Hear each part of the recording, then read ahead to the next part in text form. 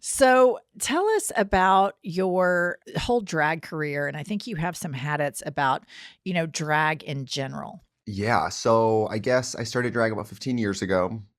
Just so crazy now. I remember being a young drag queen and being like, 30-year-olds in drag? Yikes, give it up. And now I'm 33. But I'm in that mystical middle age where everybody in drag is either, 21 and 90 pounds and drunk, Right. or they're like a 50-year-old lifer who like hosts the drag shows. Right. Everybody my age in drag has had the good sense to, become a realtor or go missing or something. Right. So I'm in a weird middle zone.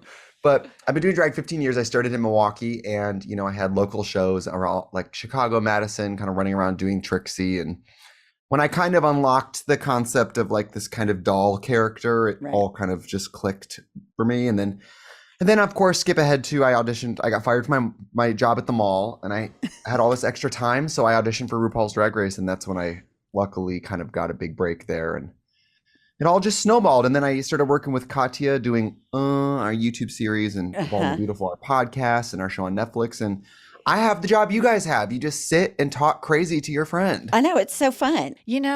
Back in the early 90s or let me say mid 90s, when I really went to drag shows frequently, the host was Ginger Lamar at Angles in Oklahoma City. I believe she's dead now, R.I.P. Ginger. But it was on Sunday nights, and the whole club was full of, I would say, half gay people and the other half straight people, men and women. Right. And so I'm wondering, with all of this like hysteria over the killer drag queens or whatever, that the right wing is just going, Fox News is fucking hyperventilating about. Has the attendance of heterosexuals decreased at all, increased? I haven't been to a drag show in a while. Pumps and I are going to go to a drag brunch soon, but have you seen a change in that? Because back in the day, nobody gave a shit about drag queens, and everybody, straight men included, loved it. Well, everybody that goes to a drag show fucking loves it. Yes.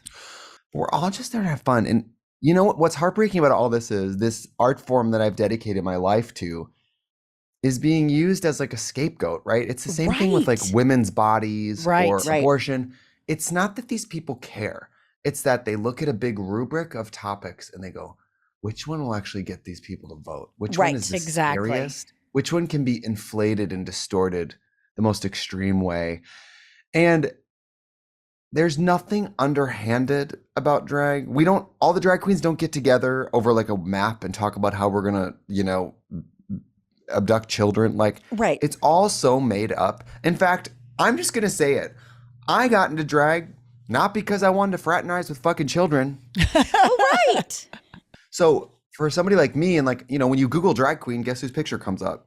Yours. And they use my picture, put on like Fox News and stuff. Shit. And put it in, like, it's really crazy. And the only place where men put on dresses and fuck children is church.